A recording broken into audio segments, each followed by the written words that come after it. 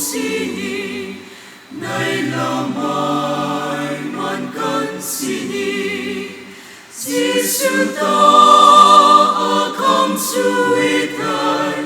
ở tình buông hay gan puni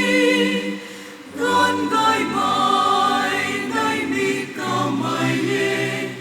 Bethlehem gan xuống nay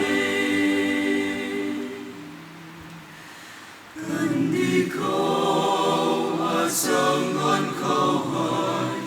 miền ramai na riu sini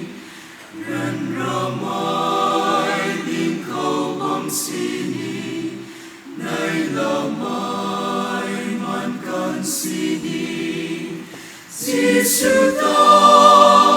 không suy thay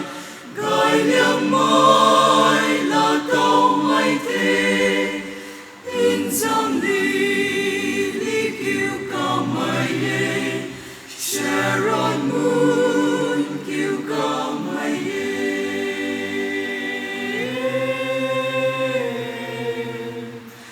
ta cần mai diện mai luôn không ta xuân si giang si vui hoài đó riêng ra xin mai pan ti khâu hai đoan đằng mai ariu sini Giêsu ta không suy thay cả tuần ngàn luồng đau puni man say mi rơi hao mặc sini ban sra rơi gác lâu